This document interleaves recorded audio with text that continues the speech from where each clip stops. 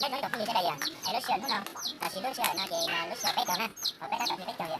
Để chỉ mới nói chịu à. Để bé học cái lúc để tụi cho bé sẽ làm mùi à. Tụi tụi còn lo sắp lại bé sẽ nè. Tụi lúc nằm một phút đồng này. Ăn lúc nằm một phút đồng nhé. Tụi còn lo sang. Sau này tụi bỏ nữa. Để bé sẽ làm ok à.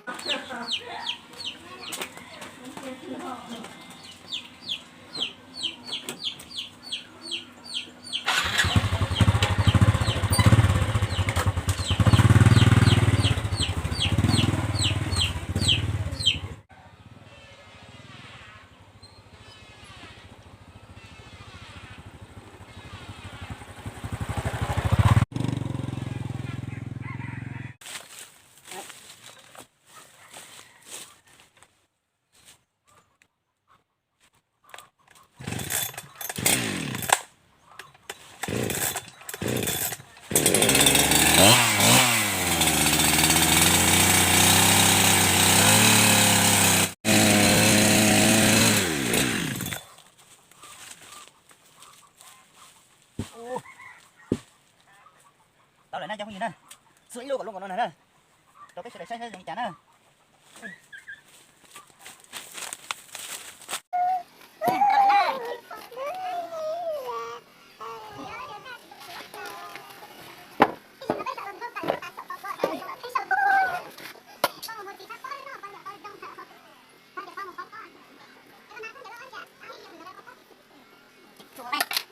Ai ơi, đừng có tao.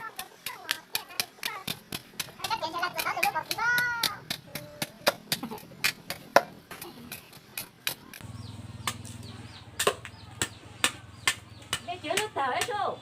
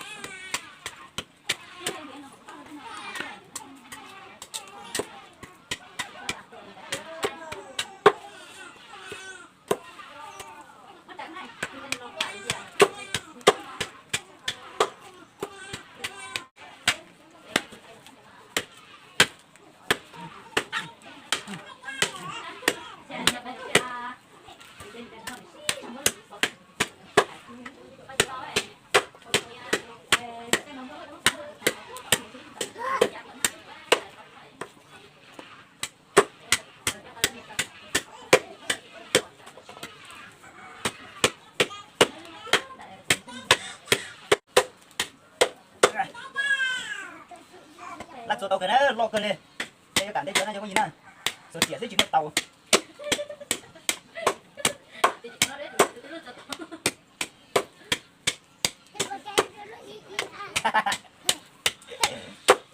Tôi tưởng mấy tôi thì có tới là tôi nó kỹ rồi nó nữa.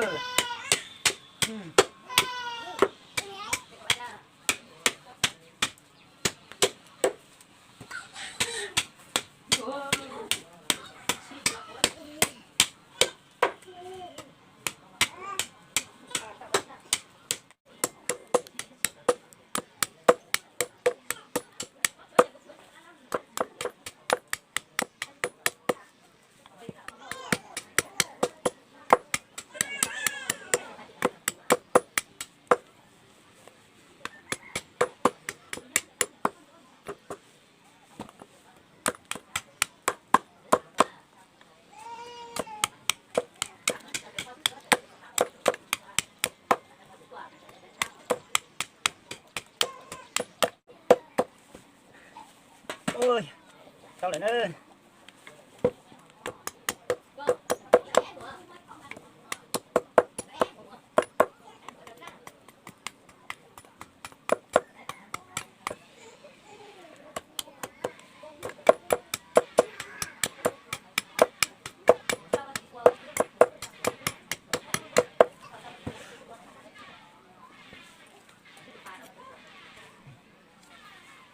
Sao lại nào, giống gì nè? Sao lại? Tôi giờ đất nó mới trả hồng chia nó rồi trong 19 cái chị dài nè thì cái này nó có giống mất đánh mười hay vậy đánh mười chia đâu có nào nè Được chưa các bạn ơi? Xong rồi, đẹp chưa? Bé lại cho mù. Cho xe này xay nè. Xay này thì đầu tàu luôn nó đi.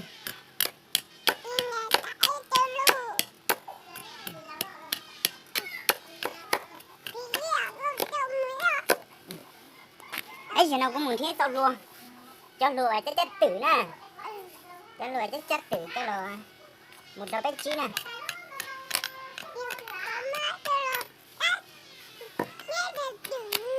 Đó. Rồi rong đó.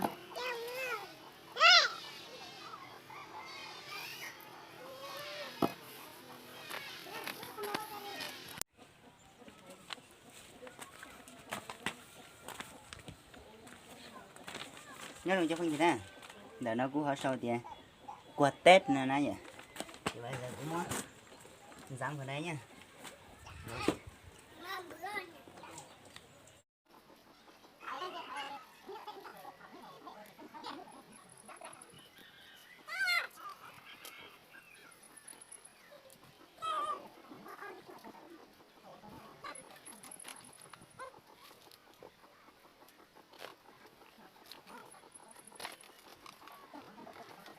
Cho cái gì này cho tất tổng ra con nó đây không complete tết cho nó cho một rau lại đây à đấy complete tết cho nó mà còn làm nó thấy được đấy thì sáng một xưa đấy chắc là chỉ một xưa cuối complete tết cho nè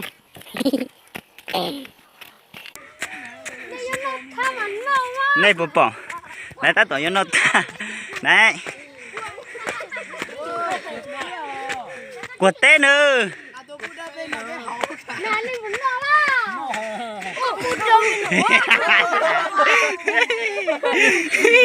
chỉ có lúc một người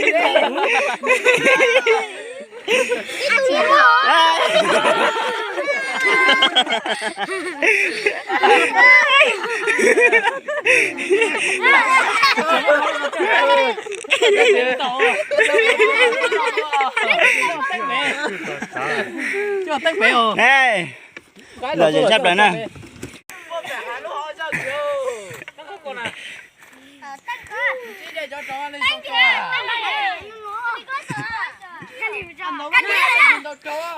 nhưng mà cho nên lo có lấy đa cho mà cho nên đi tạt lo gì là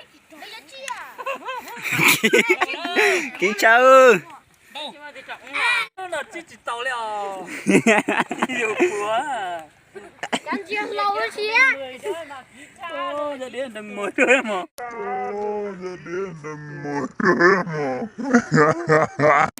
ok cho nó luôn nào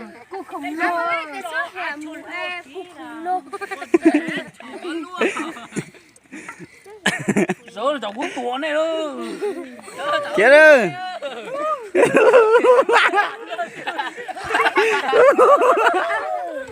chưa thấy cho này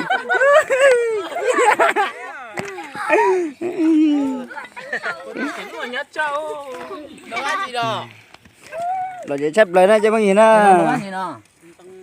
wow nhà luôn xin lòng nào có gì đâu có có luôn đấy có cho nó lên trên đầu tôi trâu